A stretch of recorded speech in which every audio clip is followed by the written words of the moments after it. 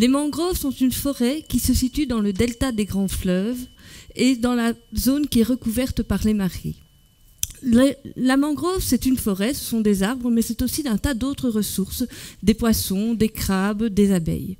Au Sénégal, les populations vivent dans cette mangrove et vivent de cette mangrove et de ses ressources. La mangrove protège leurs terres de l'assèchement, mais aussi des inondations. Et depuis quelques dizaines d'années, on remarque que les mangroves régressent, que les sécheresses augmentent, que les populations elles-mêmes dégradent ces mangroves en surexploitant le bois pour la construction et pour l'énergie, en pêchant poissons et coquillages. Il y a du braconnage aussi et des coupes frauduleuses de bois. Alors, la pression augmente.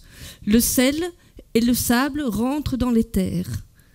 Les poissons et les coquillages deviennent de plus en plus petits et deviennent de plus en plus rares. Alors, est-ce une fatalité ou est-ce qu'il y a moyen de concilier la restauration de la mangrove avec des activités humaines dignes et rémunératrices ?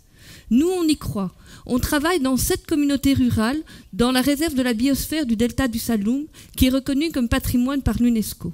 On y travaille aussi en collaboration ici avec le département de forêt, paysages et nature de Jean Blou Agrobiotech.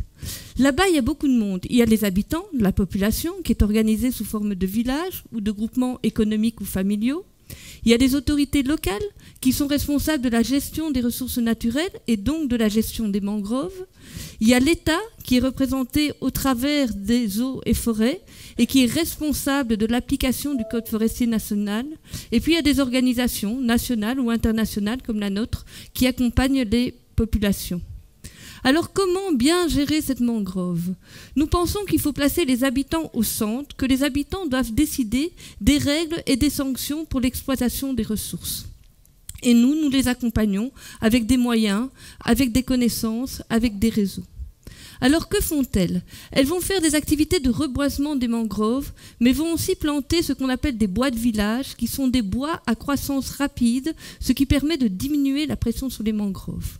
Elles vont travailler des plans de gestion avec les autorités locales, reconnues par les eaux et forêts, et qui vont cadrer l'exploitation du bois et des autres ressources. Il y a aussi des groupes d'une dizaine de personnes, hommes ou femmes, qui vont réaliser des activités de cueillette, de production, de transformation, de commercialisation d'huîtres, de poissons ou de miel, tout en préservant ces ressources pour qu'elles puissent se reproduire. Tout cela ne peut se faire que parce que chacun connaît son rôle et que parce que les gens dialoguent entre eux.